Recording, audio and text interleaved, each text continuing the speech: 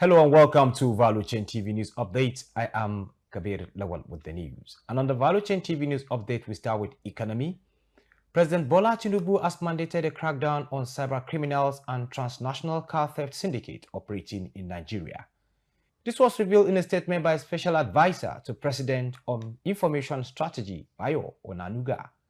According to the statement, the President has directed security and law enforcement agencies such as Economic and Financial Crimes Commission EFCC, Nigerian Customs Service NCS, Nigerian Police Force NPF, and the Nigerian Ports Authority NPA to ramp up efforts in tracking and prosecuting individuals involved in these illegal activities.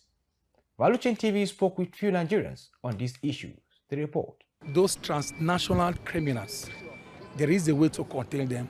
We have laws in place to contain the activities of criminals across borders.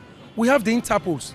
Now, the problems we have in this country is that our information system, our data collection system is not all right.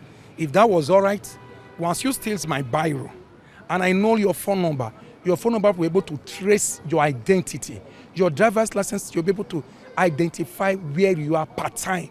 So if you are telling me that they have to look for them, Canada have to use, we have to look for them that sold things from Canada, we don't need to trace it. It is the system of information that is not working. And we have laws on ground to contain that. If the laws are properly enforced, we don't have any issue. It'll be perfect. I am very, very excited if that will be possible. You understand? If there's a way they can track all the vehicles that have been stolen to get them arrested, I think all this crime that people have been committed will reduce in Nigeria, because the crime now in the country is on the higher side, and we don't know how to tackle such issues, you understand? Because I myself am a victim.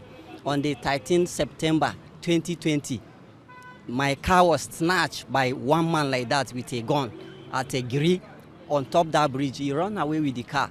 Investigation has been carried out since then. Nothing has been done. They couldn't track the car, nothing. That car just gone like that. I have to let go. I feel like commit suicide out of them, because the car in question is not mine. I collect the car, as a Uber, all those things. They snatch it. The person said I must pay. I have no other option than to pay half of the money. That is according to the person who should share the loss.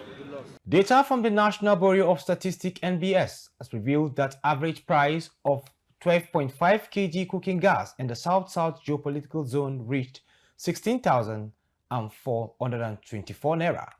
Our correspondent Chat Moses has the details. According to the NBS Liquefied Petroleum Gas Watch for August, the average price of a 12.5 kg cooking gas in the country stood at 15,552 naira, which represents a monthly increase of 9.05% from 14,261.57 naira in July 2024. When compared on a year-on-year basis, the average price of LPG across the country has risen by 69.15% from 9,194.41 naira in August 2023 to the current figure. The South-South region recorded the highest price of 12.5 kg cooking gas across the country at 16,500 naira, followed by the Southeast with 16,495.78 naira. For Value Chain TV, Chat Moses reporting. Now to energy story. The Minister of State for Petroleum Resources Oil, Eniken Lokwe-Biri, has reaffirmed ministry's commitment to partnering with the Nigerian Institution of Petroleum Engineers to further boost the sector. Ese Ufoma completes the report. In a statement following a visit by the Institute's delegation to the minister in Abuja, the national chairman, Nigerian Institution of Petroleum Engineers, Priska Kanebe, officially invited the minister to their third annual conference set for October 31st and November 1st at the Abuja Continental Hotel. Kanebe highlighted the institution's goals, including promoting collaboration between industry and academia in petroleum engineering and serving as a watchdog for educational and professional standards.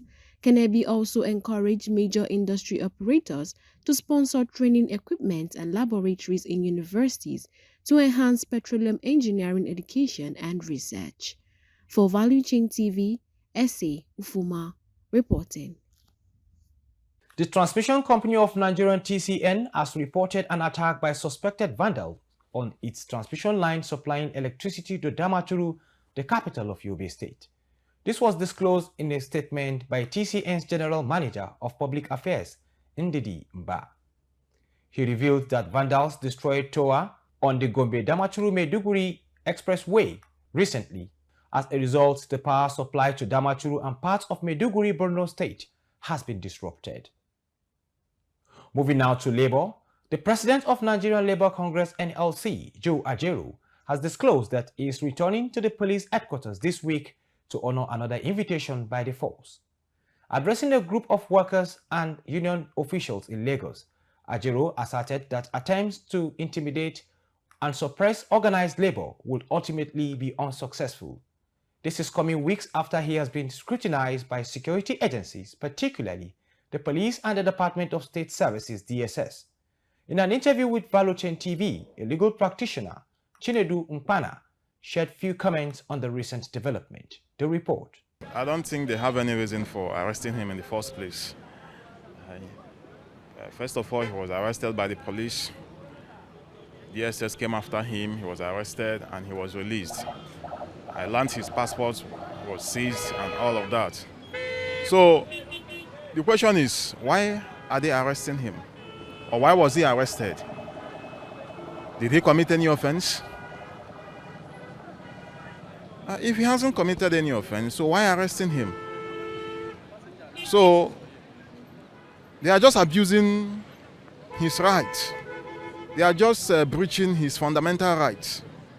They don't have any reason for arrest. If he has committed an offense, they should have charged him to court. That is the law. That is the law of the land. If a man commits an offense, you conduct investigation. If your facts are clear, you can proceed to arrest him. Upon the arrest, you charge him or her to court within 24 hours or 48 hours, as the case may be. That is what the law says. So arresting somebody and keeping the person for days, for weeks, for months, without any charge against him. You know, this country is a lawless country. It's a lawless country. So those who are at the helms of power, at the helms of affairs, are above the law. And on the international scene, Nigerian government has commenced discussion with North African country Libya for a gas pipeline construction project between the two countries. The Minister of Petroleum Gas, Ekperikpe Epo, dropped this hint while meeting with the Libya's Minister of Oil, Dr. Khalifa Abdel Sadiq, on the sidelines of GasTech Exhibition and Conference 2024 ongoing in Houston, USA. The pipeline spans 5,600 kilometers and will traverse 13 African countries, including Nigeria, Benin Republic, Togo, Ghana, Cote d'Ivoire, Liberia, Sierra Leone, Guinea, Guinea-Bissau, Gambia, Senegal, Mauritania, and Morocco. According to him, this strategic meeting aims to strengthen energy cooperation between the two nations. And in sports, former African champions Enyimba saved the day for Nigeria on the continent this season as the Aba-based team progressed to the group stage of the CAF Confederation Cup by dumping out Burkina Faso's Etoile Filante. The Nigerian side recorded the at-end win through the lottery of a penalty shootout following a goalless outing over the two legs.